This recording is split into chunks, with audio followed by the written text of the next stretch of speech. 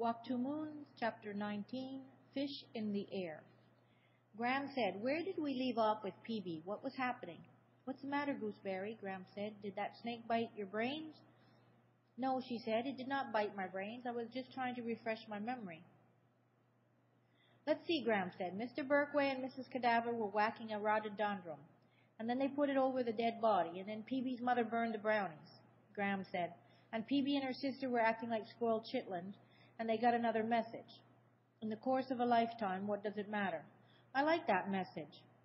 Graham said, And didn't Peavy want you to tell your daddy about Mrs. Cadaver and Mr. Berkway hacking up her husband?" "Yes, that is what Peavy wanted, and it is what I tried to do. One Sunday, when my father was looking through the photo albums, I asked him if he knew much about Mrs. Cadaver. He looked up quickly. "You're ready to talk about Margaret?" he said. "Well, there are very few things I wanted to mention. I've been wanting to explain," he said. I plunged on. I didn't want him to explain. I wanted to warn him. "Phoebe and I saw her slashing and hacking away at the bushes in her backyard." "Is there something wrong with that?" he asked. I tried another approach. "Her voice is like dead leaves blowing around, and her hair is spooky." "I see," he said. "And there is a man who visits her." "Sal, that sounds like spying. And I don't think we should go over there any more." Dad took off his glasses and rubbed them on his shirt for about 5 minutes. Then he said, "Sal, you're trying to catch fish in the air. Your mother is not coming back." It looked like I was merely jealous of Mrs. Cadaver. In the calm light of my father, all those things that Phoebe had said about Mrs. Cadaver seemed foolish. "I'd like to explain about her," my father said. "Oh, never mind. Just forget I mentioned her. I don't need any explanations." Later, when I was doing my homework, I found myself doodling in the margin of my English book. I had drawn a figure of a woman with wild hair and evil eyes and a rope around her neck. I drew a tree, fastened the rope to it, and hung her. The next day at school, I studied Mr. Berkway as he leaped and cavorted about the classroom. If he was a murderer, he certainly was a lively one. I had always pictured murderers as being mopey and sullen. I hoped Mr. Berkway was in love with Margaret Cadaver and would marry her and take her away so that my father and I could go back to Bybanks. What I found most surprising about Mr. Berkway was that he increasingly reminded me of my mother, or at least of my mother before the sadness set in. There was a liveliness to both Mr. Berkway and my mother, and an excitement, a passion, for words and for stories. That day Mr. Berkway talked about Greek mythology and how exciting and thrilling it was going to be to have the opportunity to study a slew of wonderful Greek stories. When Mr. Berkway passed out the new books, he said, "Don't you love the smell of new books? And treat them gently, gently, and what treasures lie within." In the midst of this, I started daydreaming about my mother, who loved books almost as much as she loved all her outdoor treasures. She liked to carry little books in her pocket, and sometimes when we were out in the fields, she would flop down on the grass and start reading aloud. My mother especially liked Native American, she said Indian, stories. She knew legends from many tribes: Navajo, Sioux, Seneca, Nez Perce, Maidu, Blackfoot, Huron.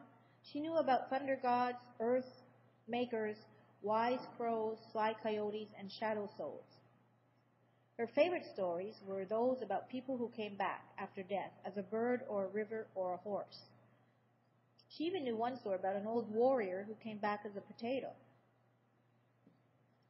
The next thing I knew, Mr. Berkway was saying, "Right, Phoebe? Phoebe, are you awake? You have the second report." "Report?" Phoebe said. "Lucky you. We're letting you go second." "Report?" Mr. Berkway clutched his heart and said to the class, "Apparently Miss Phoebe Winterbottom did not hear me explain about the reports. Perhaps you can enlighten her, Mr. Finney." Ben turned slowly round in his chair and cast his sparkling black eyes in Phoebe's direction. He said, "I'm doing an oral report on Prometheus this Friday. You're doing one on Pandora next Monday." "Lucky me," Phoebe muttered. Mr. Berkway asked me to stay after class for a minute. Phoebe sent me warning messages with her eyebrows. As everyone else was leaving the room, Phoebe said, "I'll stay with you if you want." "Why?" "Because, Sal, because." Because of what? I said. Because of him hacking up Mr. Cadaver, that's what. I don't think you should be alone with him. He did not hack me up. Instead, he gave me a special assignment, a mini journal. I don't know what that is, I said. Phoebe was breathing on my shoulder. Mr. Berkway said I should write about something that interested me. Like what? I said. Heavens, he said, I don't know what interests you. Anything you like, anything at all. Phoebe said, could she write about murderers? Mr. Berkway said, goodness, is that something that interests you, Sal? Or is it something that interests you, Phoebe? Oh, no, sir, Phoebe said. I think, Mr. Berkway said, you should keep it more simple. Write about something you like, a place, a room, a person. Don't worry about it too much. Just write whatever comes to mind. Phoebe and I walked home with Mary Lou and Ben. My brain was a mess. What with trying not to flinch whenever Ben brushed against me, when we left Ben and Mary Lou and turned the corner into Phoebe Street, I wasn't paying much attention. I suppose I was aware that someone was coming along the sidewalk in our direction, but it wasn't until the person was about 3 feet away that I really took notice.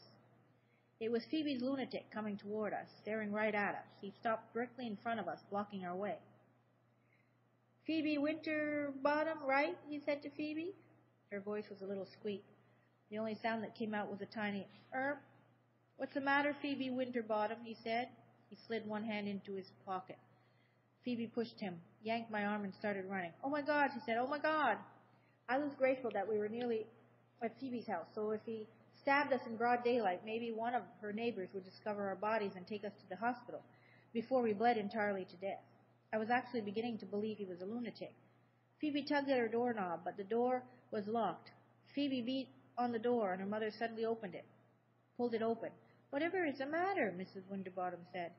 She looked rather pale and shaken herself. It was locked, Phoebe said. Why was the door locked? Oh, sweetie, Mrs. Winterbottom said. It's just that I thought that... She peered around us and looked up and down the street. Did you see someone? Did someone frighten you? It was the lunatic, Phoebe said. We saw him just now. She could hardly catch her breath. Maybe we should call the police or tell Dad. I took a good long look at Phoebe's mother. She did not seem capable of phoning the police or Mr. Winterbottom. I think she was more scared than we were. She went around locking all the doors. Nothing more happened that evening, and by the time I went home, the lunatic did not seem quite so threatening. No one called the police, and to my knowledge, Mr. Winterbottom had not yet told Mr. Winterbottom. Right before I left Phoebe's house, Phoebe said to me, If I see the lunatic once more, I will phone the police myself.